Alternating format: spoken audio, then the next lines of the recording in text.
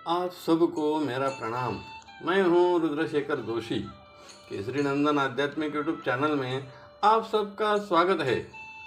आज हम इस वीडियो में जानेंगे नागवेल का निर्माण कैसे हुआ। इस नागवेल को सभी लोगों के लिए उपयोग करने के लिए पृथ्वी पर किसने लाया। अगर नागवेल के पत्ते खाने हैं तो कैसे ग्रहण करें। यह न जाने ग्रहण कर लिया तो दरिद्रता आ जाती है। इसका रहस्य क्या है। नागवेल के पत्तों का पूजन में श्रेष्ठत्व क्या है, जानेंगे इस वीडियो में। यह कथा विश्वामित्र ऋषि जी ने अनर्थ नरेश को बताई है। पूर्व काल में समुद्र मंथन हुआ, तब 14 रत्न भी निकले। जब हलाहल विष निकला तो कोई प्राशन करने के लिए तैयार नहीं था, जो भगवान शंकर जी ने प्राशन कर लिया।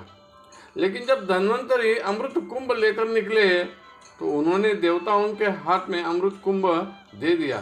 तभी सभी राक्षस उस अमृत कुंभ को प्राप्त करने के लिए देवों के पीछे भागने लगे। तभी भगवान विष्णु जी ने मोहिनी रूप लिया और बड़ी सावधानी से सभी देवों में बांट दिया। लेकिन फिर भी राहु ने ग्रहण कर लिया। तभी भगवान विष्णु जी ने सुदर्शन चक्र से उसका मस्तक धड़ से अलग कर दिया और अमृत कुंभ एक जगह जमीन के अंदर रख दिया। उस कुंभ में अमृत का अंश तो बचा ही था। जैसे कि हम भी अगर पानी से भरे हुए बर्तन को खाली करें तो पानी का अंश बर्तन में शेष रहता ही है। जैसे ही अमृत कुंभ जमीन के अंदर रख दिया तो बाद में मोहिनी रूप में पुनः अपने रूप में आकर भगवान विष्णु जी गरुड़ पर सवार होकर वैकुंठ धाम चले गए। वह जहाँ कुंभ रखा था वह मंडप के एक खंबे को हाथी को बांध रखा था, जिसका नाम था नागराज। और कई दिन के बाद उस कुंभ से एक वेल का निर्माण हुआ, जो नाग की तरह उस खंबे पर ऊपर की ओर बढ़ने लगा। उसका सुगंध इतना अच्छा था जो देवों तक पहुंच गया। तो देवलोग भी इस पत्ते को तोड़कर मुख शुद्धि के लिए ले जाने लगे। इसे ग्रहण करके बड़े ही आनंदी होते थे।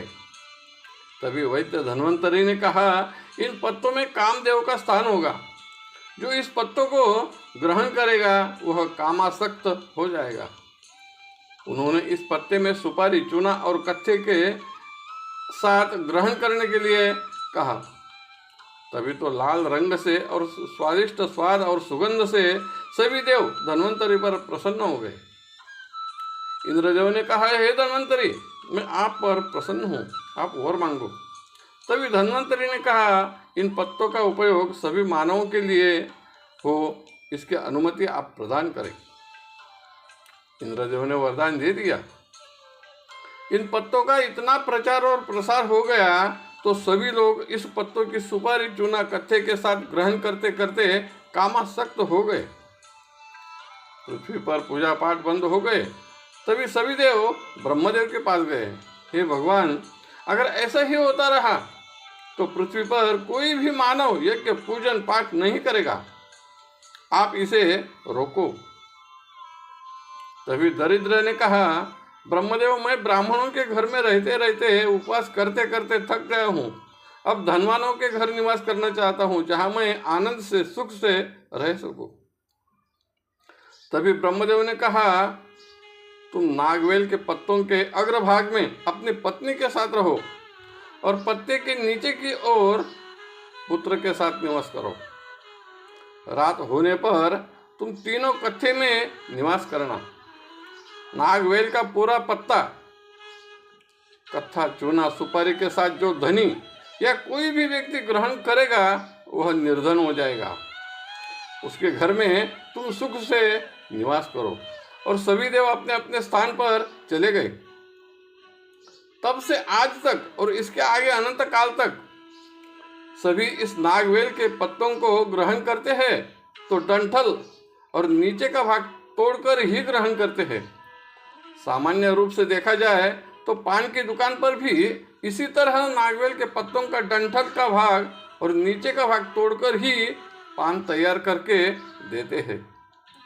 इस तरह पान खाने में कोई दोष नहीं है। पूजन में नागवेल की श्रेष्ठता बहुत है।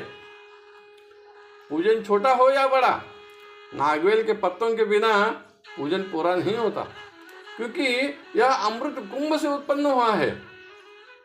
पत्तों का पृष्ठभाग बड़ा ही तेजस्वी होता है। इसी के कारण इन पत्तों का उपयोग कलश में रखने के लिए और देव देवताओं की स्थापना करने के लिए पूजन में उपयोग लाते हैं। यह श्रेष्ठ जानकारी स्कंद पुराण नागर खंड के उत्तरार्ध में वर्णित है। आपको अगर अच्छी लगी तो जरूर लाइक करें, शेयर करें, सब्सक्राइब करें। धन्यवाद। नमस्कार। जय केसरी नंदन।